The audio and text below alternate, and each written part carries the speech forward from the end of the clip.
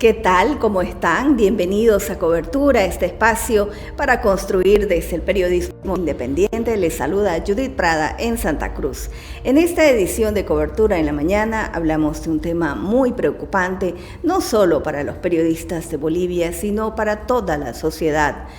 Los periodistas del diario Página 7 fueron amenazados constantemente luego de la difusión de un audio en el que el consejero de la magistratura, el expresidente en realidad Marvin Molina, conversaba con dirigentes del MAS. Hablaban sobre la forma de la administración de justicia y además se revelaban hechos que, si bien en algún momento la población mencionaba o tenía conocimiento, otro era, sin embargo, el hecho, el contexto, escuchar en sí a esta autoridad. En las últimas horas, Molina ha renunciado y, por supuesto, las reacciones están en el país. Pero, ¿qué hizo Página 7? Lo que hacen todos los periodistas: preguntar, investigar y denunciar. A partir de ese momento se desató este hecho: las amenazas a los periodistas de Página 7. Para conversar sobre este tema no muy grato, pero muy preocupante, invitamos a la directora Mary Vaca, a quien le damos la bienvenida. ¿Cómo estás, Mary, en medio de toda esta situación? ¿Qué tal, Judith? Un abrazo grande desde La Paz para ti y tu audiencia. Pues estamos preocupados porque nos tomamos en serio todas las advertencias, las amenazas que recibimos en el periódico. La esencia del periodismo es la fiscalización del poder, buscar la transparencia para que haya una mejor gestión pública para el bien de los ciudadanos. Y en eso estamos trabajando desde Página 7, pero lamentablemente esta labor es incomprendida por algunas autoridades. Es el caso del Consejo de la Magistratura. Nosotros el domingo, en nuestra edición de domingo, hemos abierto nuestro periódico con la noticia de este audio en el que el expresidente del Consejo de la Magistratura hablaba con mucha soltura con gente del MAS y les contaba cómo se coordinan o se negocian los cargos judiciales y los jueces, ¿no?, con otros parlamentarios del MAS. En este caso de Potosí, él se refería a la Judicatura de Potosí. Pues en Bolivia, teóricamente, según la Constitución Política del Estado y según los principios democráticos, debe existir separación de poderes. Entonces, no se puede concebir que un partido político gobernante sea el que ponga a los jueces. Por eso nos pareció una noticia importante, abrimos el periódico con eso y lamentablemente eso no le gustó al Consejo de la Magistratura, que emitió un comunicado diciendo que el audio había sido manipulado, pero admitían la autenticidad de ese documento de audio. Sin embargo, en la parte final, el mismo documento advertía a Página 7 con iniciar acciones si es que no nos retractábamos de nuestras afirmaciones. Pues no había de qué retractarse y las cosas caen por su propio peso. El presidente del Consejo ha renunciado en la víspera, pero él sigue siendo consejero de la magistratura, así es que asumimos que sigue teniendo poder, que sigue manejando las designaciones judiciales, porque esa es su función, ese es su cargo, pero lo que no se le permite según la Constitución es que él coordine esas designaciones con el partido gobernante. Ese es el contexto, Judith, en el que nos ha llegado esta advertencia judicial, pero tengo que agradecer al mismo tiempo en este espacio a todas las organizaciones de prensa que han enviado sus respaldos a Página 7, programas como el tuyo, por ejemplo, que nos dan este espacio para denunciar esta arremetida, pero tengo que decir que finalmente quien nos premia con su audiencia, con su clic, es la gente, y a ellos nos debemos y por ello seguimos trabajando. Mary, cuando llega este audio a la redacción de Página 7, por supuesto, por la fiabilidad que ha debido ser considerado para quien envió o cómo llegó este documento tan valioso. Lo interesante de todo esto también, al margen de que ustedes, así tal cual, sin edición, fue inmediatamente publicado, ¿no? Claro que sí, porque nos parecía una noticia muy importante. En realidad la convertimos en una noticia de prensa escrita, en una crónica periodística, pero al mismo tiempo, como las herramientas ahora nos permiten, subimos el audio a nuestra plataforma digital. En primera instancia subimos solo 3 minutos, porque eso recomiendan las normas periodísticas, que no se hagan videos muy largos, en fin, pero como el Consejo salió a decir que el audio estaba manipulado, al día siguiente publicamos el audio ampliado y con un nuevo enfoque periodístico. Es decir, el mensaje aquí es que ante una amenaza, ante cualquier arremetida de parte del poder, en este caso del poder del órgano judicial, la respuesta siempre debe ser periodismo, la respuesta siempre debe ser buscar más datos y responder con datos y con periodismo. Eso es lo que hemos hecho. Uno de nuestros periodistas ha conseguido este audio y además antes de publicarlo lo ha corroborado con el mismo Consejo de la Magistratura. Él llamó a una alta autoridad de esa instancia y le confirmaron que evidentemente el audio correspondía a Marvin Molina. Por supuesto que se hizo una investigación y inmediatamente se entregó a los lectores y al mismo tiempo fue lo que se ha publicado.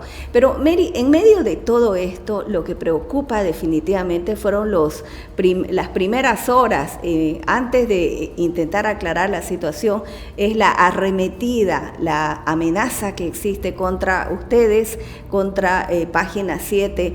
Fueron momentos, por supuesto, bastante preocupantes, no solo para ustedes, sino para todos, en realidad, por la forma hostil, por las amenazas y por las reacciones antes de aclarar un hecho que ataquen, en este caso, al mensajero.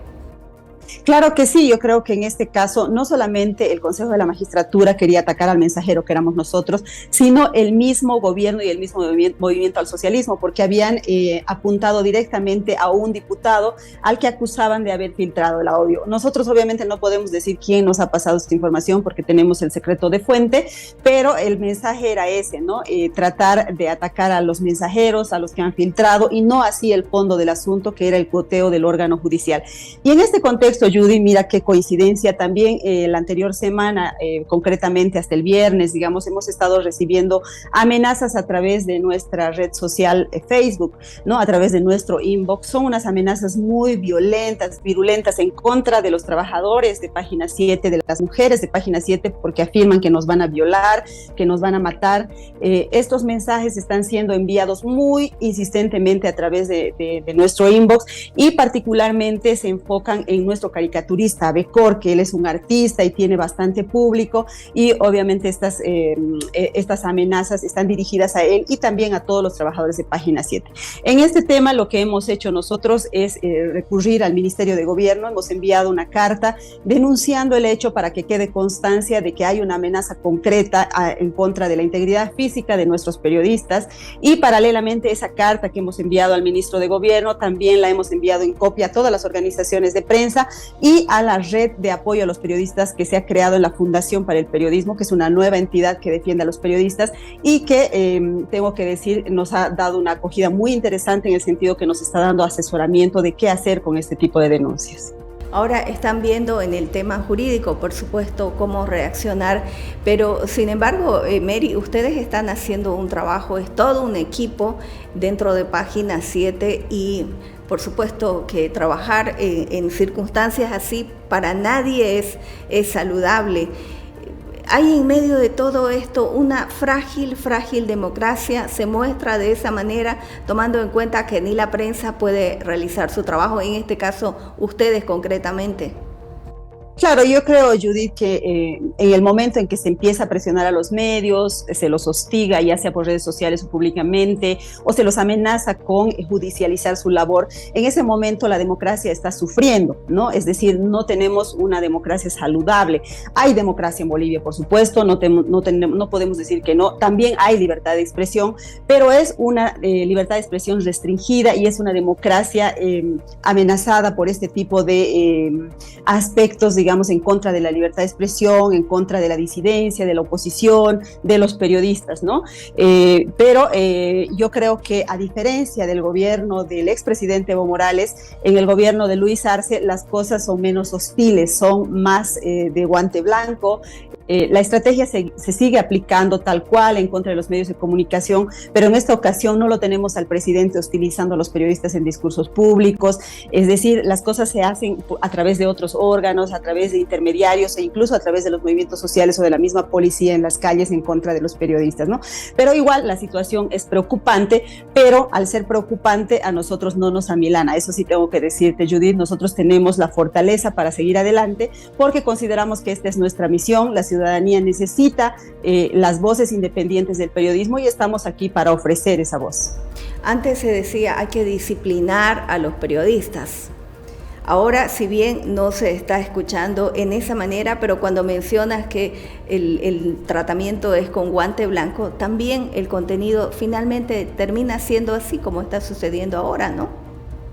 Claro, lo que pasa es que el efecto inmediato, digamos, de este tipo de amenazas o de hostilización en contra de los periodistas puede ser la autocensura o la censura directa. La censura directa viene de las autoridades hacia los periodistas a los que pueden censurar, ya sea por el manejo publicitario, por temas impositivos, en fin, pero también puede ocurrir la autocensura por miedo, ¿no? O sea, y no lo descartes porque somos seres humanos, ¿no? No somos superhéroes. Entonces, nos tomamos en serio las amenazas, las gestionamos debidamente, pero tengo que decirte que como medio de comunicación y como equipo del periódico Página 7 estamos absolutamente firmes. Además tenemos conciencia, Judith, de que no somos los únicos que estamos sufriendo este tipo de advertencias, amenazas y hostilización. Todos los medios que deciden tener libertad en su línea editorial sufren de una o de otra manera este tipo de amenazas. En los tiempos ha estado denunciando hace poco una campaña de asfixia para obligarle a vender sus acciones. El periódico El Deber frecuentemente denuncia que sus periodistas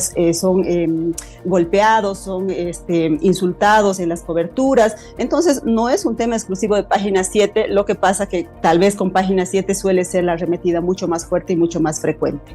Mary, ¿cómo crees que debería la población reaccionar ante situaciones así, muy independiente de lo que dicen las organizaciones periodísticas, de ese cuerpo colaborativo, esa sinergia que surge entre todos los periodistas, sino la ciudadanía? Porque esto, si bien está ocurriendo ahora de una manera mucho más frontal contra ustedes, Página 7, pero también otros medios están viviendo esta situación y viene también el tema de la asfixia, ¿no?, económica en el tema publicitario. Claro, yo creo que la ciudadanía hace ya su parte al preferir nuestros contenidos. Yo creo que eso es lo más importante, que la ciudadanía siga dándonos su preferencia, su clic, comprando nuestro periódico, viendo los programas independientes como el tuyo, de tal manera que nos dé su apoyo a través de la audiencia, que es lo que ahora se valora tanto. Bueno, siempre se ha valorado, pero ahora es mucho más medible, ¿no? Porque tenemos medios digitales que se miden al instante. Entonces, en la medida en que tengamos el respaldo ciudadano, nosotros nos vamos a sentir fuertes para seguir adelante con nuestro trabajo. ¿Cómo están los jóvenes, los periodistas, todo tu equipo? Me dices que por supuesto están firmes, están fuertes, pero por supuesto detrás de ellos hay familia, Mary. Uh-huh. Así es, mira, yo tengo que decir que el equipo de Página 7 es un equipo extraordinario, porque es un equipo, primero, profesional, todo el país lo conoce, y segundo, es un equipo lleno de mística y de pasión por su trabajo.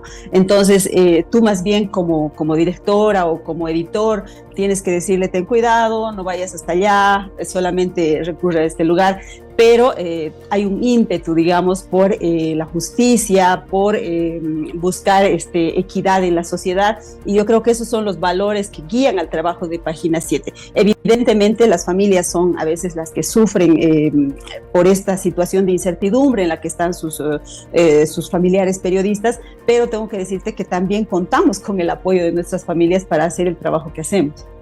Mary, octubre siempre tiene un significado muy particular en Bolivia. Para todos los bolivianos han venido sucediendo hechos diferentes en la estrategia, en el tema político, en las reacciones, cambios también, revoluciones que se han dado también a través de la rebelión popular.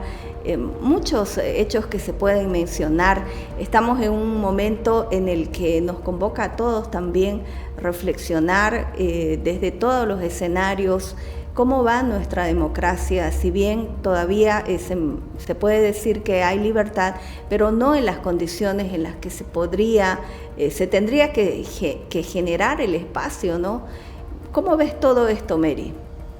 Mira, yo espero que este octubre, al margen de las medidas de presión que se han anunciado en Santa Cruz, no sea de esos octubres horribles que tenemos en la memoria, empezando desde el año 2003, cuando se produjo este levantamiento en contra de Gonzalo Sánchez de Lozada y que terminó con la muerte, con la masacre de más de 60 personas. Esperemos que este tipo de octubres ya no se repitan en Bolivia. Igual el 2019, la crisis política empezó en un octubre, pero en esta ocasión lo que tenemos básicamente es un pedido concreto de un departamento que es Santa Cruz, que está reclamando que el censo se realice el 2023 y el gobierno insiste que sea el 2024. Yo creo que estas posiciones irreductibles hasta el momento deberían acercar a las partes porque no llevan a ningún sitio. En este momento está ganando la confrontación, está ganando la tensión en el país y eso no es bueno.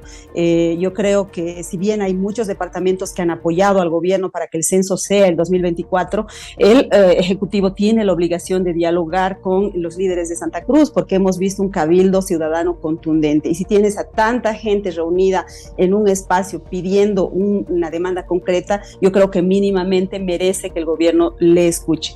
Luego de esa concertación debería decidirse quizás una fecha en consenso con todas las regiones y que no haya una imposición de uno y de otro lado. No menospreciar las decisiones de un cabildo donde el ciudadano es el que se manifiesta, porque ese es el sentido de un cabildo y lo que ha ocurrido en Santa Cruz. El diálogo, sin embargo, es el elemento fundamental en todo para generar este acercamiento, pero por lo menos hasta el momento no se ven escenarios así, o hay invitaciones y el otro sector considera que no están dadas las condiciones para conversar, Mary.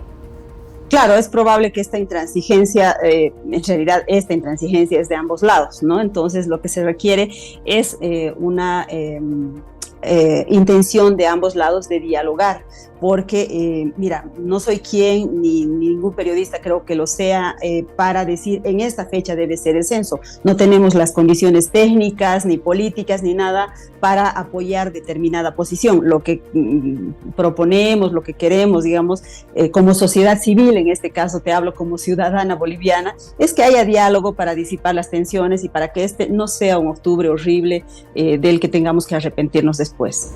Semana de la Democracia, semana fundamental. Estás invitada en diferentes paneles, Mary, nos agrada saber que también tu voz se escucha y precisamente por eso, por ese trabajo y la fiabilidad que le das desde la dirección de Página 7, estás en varios escenarios en el transcurso de esta y la próxima semana. Sí, agradecida Judith por las invitaciones que he recibido estos días. Yo sé que lo hacen también por el cargo circunstancial que me ha tocado ocupar en este tiempo, que es la dirección de Página 7. Voy a estar esta noche en un panel de la UNSA hablando precisamente sobre cuáles son las amenazas a la democracia. Voy a hablar un poco de libertad de expresión y otro poco de concentración del poder para explicar un poco el contexto político en el que estamos viviendo. Y la próxima semana voy a estar en un foro de la Fundación para el Periodismo con otras queridas colegas mujeres para hablar del papel de la mujer en el periodismo, ¿no? Porque se recuerda también el Día de la Mujer en este octubre. ¿Y cuáles son esas amenazas para la democracia, así de lo que vas a adelantar esta noche, Mary? Bueno, en realidad, por mi especialidad, yo me voy a centrar mucho en el tema de la libertad de expresión, los temas que acabamos de hablar sobre cuáles son las cortapisas, las restricciones que se tienen de parte del poder, y no hablo solamente de un gobierno X, Y o Z, y no hablo tampoco de una corriente política en específico, sino hablo de las amenazas que está sufriendo la democracia en el marco de este principio que está siendo restringido. Yo no diría que en Bolivia no hay libertad de expresión, hay libertad de expresión, pero como te decía, decía, es una libertad de expresión en la que se aplica esta estrategia de guante blanco. Y también voy a poner un poco de énfasis en lo que es la concentración de poder en un país presidencialista en el que no se tienen contrapesos para el poder. El poder ejecutivo, desde el gobierno de Evo Morales hasta el actual, concentra la mayor parte del poder del Estado, controla los otros órganos del Estado, y eso obviamente no es saludable para la democracia. Hay democracia en Bolivia, pero es una democracia limitada, es una democracia electoral, y cuando se trata de cumplir los otros principios que hacen que esa democracia sea saludable, pues se los pasa por alto. En realidad la prensa también siempre incomodó al poder, en poderes, en gobiernos que son democráticos y peor en dictaduras, ¿no? Esto es algo que se ha vivido. Así es, sí, los periodistas en realidad, y no lo digo en un ánimo victimista, simplemente lo señalo porque lo describo de esa manera. Los periodistas somos incómodos para el poder porque nuestra esencia es la fiscalización del poder. Yo creo que el periodismo que no cumple con esta función en realidad hace relaciones públicas, se convierte en caja de resonancia del discurso oficial, y no queremos eso. ¿Por qué? Porque el discurso oficial, es decir, el poder gobernante, tiene pues sus canales para comunicar, tiene una amplitud de medios de comunicación, tiene dinero para la propaganda, para la publicidad, en fin. Entonces lo que se requiere es más bien un contrapeso desde la sociedad civil, y esa es la función que cumplen los medios de comunicación frente al poder en favor de la sociedad. Este contrapeso que siempre tenga una mirada humana y plural, y pensando en el sentido por el cual fueron creados los medios, ¿no? Con total independencia. Así es, porque un medio de comunicación que no es plural no puede decirse que responde a la sociedad. En ese caso ya responde a una línea política, a una ideología, ¿no? Entonces el pluralismo evidentemente es uno de los principios que guían nuestro trabajo, y el otro, la diversidad, ¿no? La inclusión, la aceptación del otro, es decir, el diferente, el que escriba en tus páginas, que tenga voz en tu medio, es decir, no solamente dar voz a una parte de la sociedad, sino a toda la sociedad, aquella que quiera expresarse, pero además como medio de comunicación tenemos la obligación de promover la participación de sectores que habitualmente no tienen acceso a los medios, por ejemplo, sectores vulnerables, las mujeres, los indígenas, los grupos que no tienen acceso a los medios. Nosotros tenemos la función de buscarlos, de darles micrófono, de darles palestra y de darles columna para que escriban. Mary, ¿es difícil hacer periodismo en Bolivia con el ingrediente de las nuevas generaciones? Cuando te preguntan en las aulas académicas, ¿cómo se maneja todo esto? Mira, te va a parecer contradictorio lo que te voy a decir, pero a mí me parece que es el mejor de los escenarios. ¿Por qué? Me vas a decir, pero si estás presionada, hostilizada, sí es verdad. Pero ¿por qué es el mejor de los escenarios? Porque no le damos pie al poder para que nos censure, para que nos presione. Si el poder no nos pone publicidad, no tiene derecho de agarrar el teléfono y llamarnos para pedir cambio de titular. Esa es la libertad que tiene el periodista boliviano de hacer el trabajo como mejor le parece y como mejor le conviene a la sociedad, que es a quien se debe. Pero obviamente las condiciones humanas, las condiciones económicas y las condiciones de presión que acabamos de describir son difíciles, ¿no? Y esto es lo que quizás me gustaría que sea diferente. Pero en cuanto a la libertad de trabajar, digamos, sin que haya una censura directa a través del telefonazo, pues eso sí lo tenemos en Bolivia. ¿Y cómo ayudaría mucho una ley de acceso a la información también para poder contribuir en el trabajo, ¿no? Porque acceder a información pública, wow, qué cosa más difícil en Bolivia, ¿no? Sí, ese es uno de los problemas, sí, el secretismo, y justamente de eso también pienso hablar esta noche, porque lamentablemente no tenemos la ley de acceso a la información, pero además no tenemos la voluntad de parte del poder, de parte de las autoridades, de abrirse a los medios de comunicación, porque creen que nos hacen un daño como medios de comunicación. En realidad le están restringiendo un derecho a la ciudadanía, porque el derecho a la información es un derecho ciudadano, no es un derecho periodístico.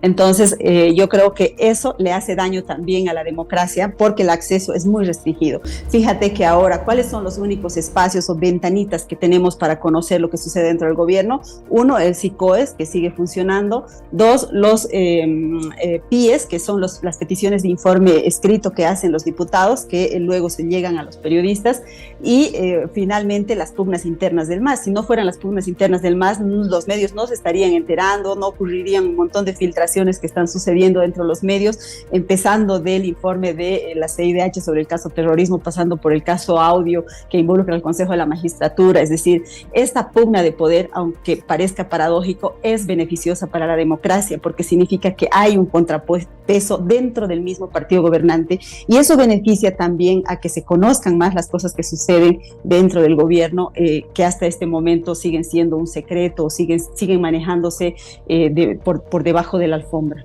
Es que ya no hay ese pacto, ¿no? Ese pacto del silencio de pronto, y ahora está generando esto precisamente, que se conozcan, pero lo ideal sería que esta información sea pues de acceso, que los periodistas cuando salen a buscar su información puedan tener acceso a datos, no solamente los oficiales porque tienen que contrastar con todo, sino cómo también se cierra ahí ese hermetismo. Y han habido también muchos intentos porque se apruebe un proyecto, porque inicialmente para luego convertirse en una ley de acceso a la información, pero nada ha prosperado. Si es que no estoy segura en el dato, pero sí es del 2002, algo así, que comenzó. Sí, en realidad cuando se trató de aprobar una ley de transparencia, de acceso a la información, lo que sucedió es que el gobierno quería poner artículos que restrinjan determinados temas, empezando de temas de seguridad, temas diplomáticos. Entonces la cantidad de temas restringidos era tan grande que era preferible no tener una ley de acceso a la información, porque se iba a convertir en una ley más bien de inacceso, de falta de acceso a la información, y en ese contexto es que no ha habido consenso para que se apruebe esta ley, pero yo creo que es una tarea pendiente. Todas las democracias deberían aspirar a tener una ley de acceso a la información, y mira qué casualidad que los dos únicos países en la región que no tengan esta ley sean Venezuela y Bolivia, ¿no? Entonces eso nos deja en una situación muy cuestionable, digamos, ante la comunidad internacional, ¿no? Porque sabemos que Venezuela no es una democracia, es un autoritarismo, y no queremos parecernos a ellos, ¿no? A no ser que el presidente Arce o el gobierno, el oficialismo piensen de manera diferente. Muy bien, Mary, muchísimas gracias. Como siempre es un gusto escucharte, y sobre todo saber que tu equipo está más fortalecido, que está más comprometido con ese servicio social colectivo de información, conociendo y reafirmando que la información no es de propiedad de los periodistas, sino es del ciudadano, de quien está precisamente ávido a que se conozca lo que sucede en su región, en su país. Muchísimas gracias, Judith, por darnos este espacio para contar lo que está pasando en Página 7, pero también quiero enviarte a ti un fuerte abrazo y una felicitación, porque sé que haces un trabajo increíble desde Santa Cruz, como siempre dices, para Bolivia y para el mundo. Esperamos que las audiencias sepan reconocer los contenidos periodísticos de calidad. Te mando por eso un fuerte abrazo, porque eres una emprendedora del periodismo y por lo tanto demuestras todos los días valentía, tesón, perseverancia para llevar adelante el proyecto Cobertura. Muchas felicidades, Judith. Gracias, Mary, un compromiso social de todos los periodistas. Hacemos una pausa y que tengas un generoso nuevo día. Gracias, Judith, igualmente para ti y tu audiencia.